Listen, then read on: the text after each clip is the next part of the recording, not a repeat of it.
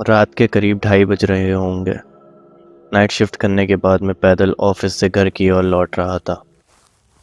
गाड़ी ना होने के कारण बीते 1 डेढ़ साल से महानगर की सूनी बियाबान और लंबी सड़कें हमसाया बनकर मेरे साथ चलती हैं।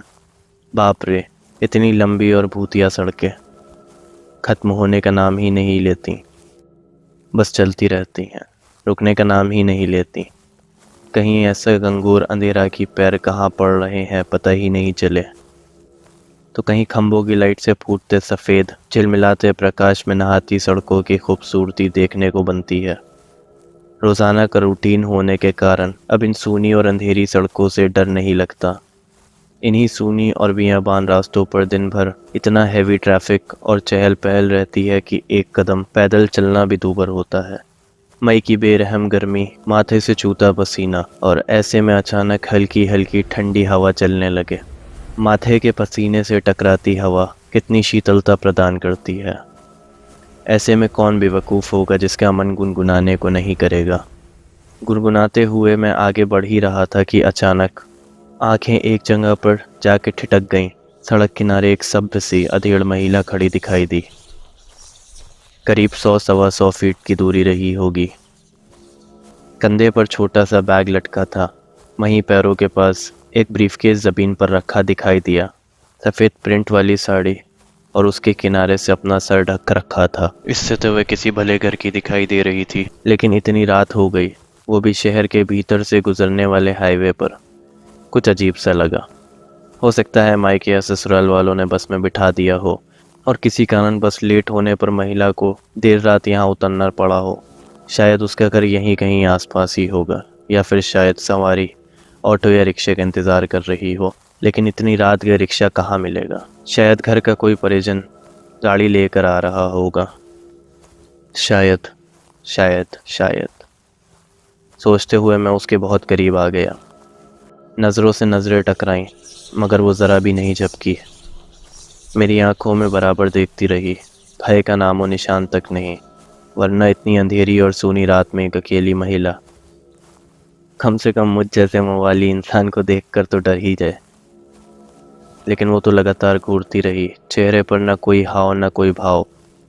हाँ, होठों पर मुस्कान बराबर जमी रही। मैं ही झेप गया, मुझे ही नज़रें हटानी पड़ी, कहीं ऐसी वैसी तो नहीं। फिर एकदम से सिर झटक दिया। होगी कोई, मुझे क्या लेना देना। मैंने तेज़ी से कदम बढ़ाते हुए वो अनजान महिला को क्रॉस कर दिया।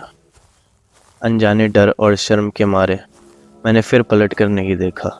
न जाने वो क्या सोच बैठे। चलते चलते मैं दूसरी सड़क पर आ गया। अब वो सड़क और महिला पूरी तरह से ओझल हो चुकी थी। कहीं कोई भूत वूत तो नहीं थी। थोड़ी देर पहले भला लगने वाला रास्ता अब भयभीत करने लगा। मैं जल्द से जल्द अपने घर पहुंचना चाहता था। इसी धीमी चाल में अचानक से तेज़ी आ गई और मैं बड़े बड़े कदम लेने लगा। करीब पौना किलोमीटर ही चला था कि अचानक मुंह से चीखें निकल गईं। वो महिला करीब 100 गज दूर सड़क किनारे ठीक उसी ढंग से खड़े दिखाई दी, कंधे पर बैग और ज़मीन पर ब्रीफकेस। ये यहाँ कब आ गई? एक ही रास्ता तो है। न कोई गाड़ी निकली और ना ही कोई पैदल दौड़ती हुई मुझसे आगे निकल गई। मेरा पूरा शरीर मारे डर के पसीने से तरबतर हो गया। लगा कि आज की रात आखिरी रात है। वो भूतिया औरत कुछ देर में मुझे चबा चबा कर खा जाएगी। मैं बेतहाशा भागा, इतनी तेज़ कि पता ही नहीं चला कि वो औरत कब पीछे रह गई। भागता रहा और सीधे घर पर जाकर ही रुका। सांसें धौंकनी सी चल रही थीं। घर के बाहर ही कुछ पल खड़ा रहकर अपनी सांसों को कंट्रोल किया। अगले दिन करीब शाम 5 बजे ऑफिस पहुंच जाता हूँ। एक बुजुर्ग कर्मचारी को रात का सारा कांड सुना डालता हूँ। हंसते हुए बोलते हैं, चाचा, अरे कहीं बूचड़ खाने के पास की बात तो नहीं कर रहा? बूचड़ खाना? मैं मन ही मन सोचने लगा। हाँ हाँ, वही बूचड़ खाना, स्लॉटर हाउस, जहाँ जानवर कटते हैं। बेटा, वो सड़क बहुत खतरनाक है। बहुत हादसे होते हैं वहाँ। तेज़ रफ्तार बड़ी गाड़ियों ने बहुत सारे लोगों को कुचला है। सुना है बस का इंतज़ार कर रही थी वो औरत कि अचानक ही एक ट्रक ने उसको रौंद डाला था। तुझे ही नहीं, बहुत सारे लोगों को दिख चुकी है। लेकिन बेटा भली औरत की रूह लगती है, कभी किसी को नुकसान नहीं पहुंचाती। मैं हैरान था और परेशान भी। अब कैसे निकलूंगा उस रास्ते से रात में मैं पैदल, और एक आत्मा औरत की रूह से आमना सामना हुआ है मेरा, वो भी भली औरत की रूह।